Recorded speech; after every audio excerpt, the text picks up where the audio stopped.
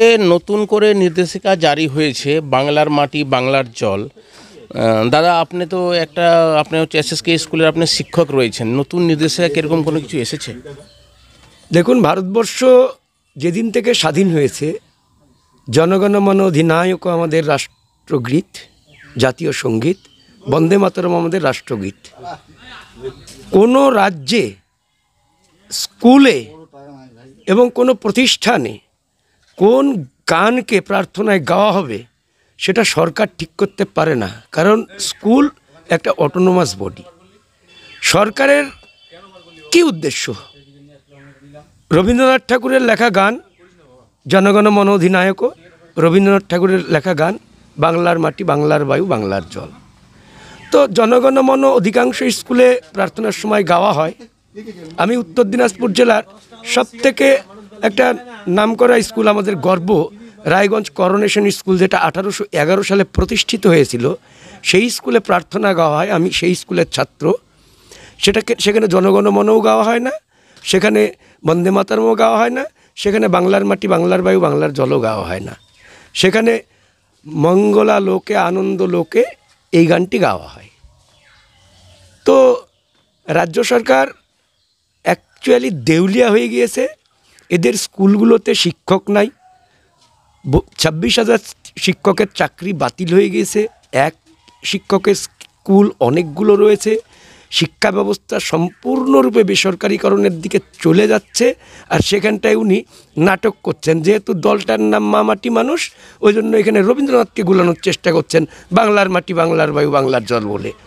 বাংলার মাটি বাংলার বায়ু বাংলার জল এই গানটি আমাদের কাছে অত্যন্ত শ্রদ্ধার, অত্যন্ত ভালোবাসার, অত্যন্ত আবেগের, অত্যন্ত প্রেমের এবং অত্যন্ত আদরের। কিন্তু তিনি চাইছেন এই গানটিকে এনে রবীন্দ্রনাথ ঠাকুরের নিজের সংস্কৃতির সঙ্গে, রবীন্দ্রনাথ ঠাকুরের যারা প্রেমিক, যারা রবীন্দ্রনাথ ঠাকুরকে ভালোবাসেন, তাদের মধ্যে একটা বিভেদ সৃষ্টি করার। বাংলার মানুষ এটা মানবে না। বাংলার মানুষ এখন একটাই জিনিস চাইছে, দিদি, আগে ভালো করে এসআইআর করে আগে কারা দেশবাসী, দেশের কোন দেশের সুসন্তান কোন স্কুলে পড়বে, দেশের স্কুলে পড়বে সেটা ঠিক করুন। কোন স্কুলে কোন সঙ্গীত প্রার্থনা করবে সেই স্কুলের হেডমাস্টার মশাই ঠিক করবে, সেই স্কুলের কর্তৃপক্ষ ঠিক করবে। অবশ্যই বাংলার বায়ু বাংলার মাটি বাংলার জল গেলেও আমার কোনো আপত্তি নেই, কারণ রবীন্দ্রনাথ ঠাকুর একজন বিশ্ববরেণ্য কবি, একজন স্বাধীনতা সংগ্রামী। তিনি আমাদের প্রেরণা, তিনি বাংলার গর্ব, তিনি ভারতবর্ষের গর্ব। কিন্তু নতুন করে এই ফরমান জারি করার অর্থ মমতা ব্যানার্জি বোঝাতে চাইছেন যে তিনি রবীন্দ্রনাথ ঠাকুরকে অনেক ভালোবাসেন, তাই রবীন্দ্রনাথ ঠাকুরের জনগণমন যেখানটায় জাতীয় সঙ্গীত, তার পরিবর্তে বাংলার একটা সঙ্গীত করছেন। এ তো আজগুবি ব্যাপার ভাই।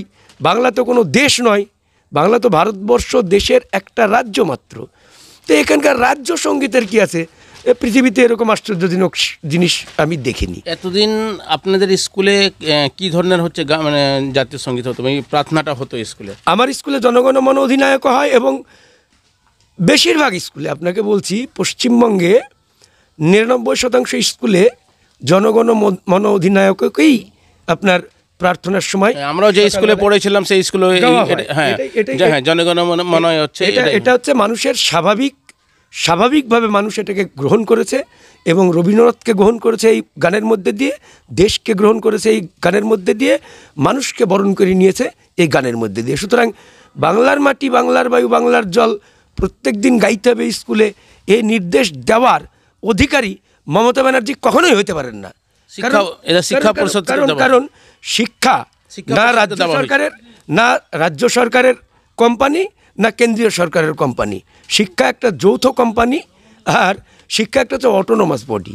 এখানটাই রাজনীতিকরণের একটা চেষ্টা হচ্ছে, যেহেতু তাদের পার্টির স্লোগান বাংলার মাটি বাংলা মানে মা মাটি মানুষ, জয় বাংলা, এই সমস্ত শব্দের সঙ্গে সমীকরণ রেখেই উনি চাইছেন যে প্রত্যেক দিন ছেলেরা গিয়ে বাংলার মাটি বাংলার বায়ু বাংলার জল গান, এই গানটি স্কুলে গাক। তো কবে নির্দেশিকাটা কবে আসছে? আমি তো দেখলাম 6 নভেম্বর 9টা 5 মিনিটে একটা সার্কুলার বাংলার সরকার, মামাটি মানুষের সরকার জারি করেছে।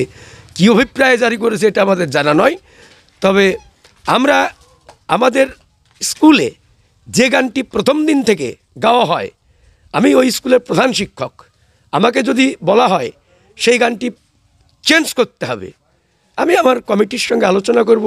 এবং আপনাকে এটাও বলে রাখছি, প্রয়োজন বোধে আমার স্কুলের যদি প্রার্থনার সঙ্গীত, যেটা 2004 সাল থেকে আমরা গেয়ে আসছি এই 2025 সালের 7ই নভেম্বর পর্যন্ত, সেটা যদি পরিবর্তন করতে হয় এই পশ্চিমবঙ্গ সরকারের ফরমানের কারণে, আমি চাকরিতে ইস্তফা দেব, দিয়ে সাধারণভাবে এর জন্য লড়াই করব।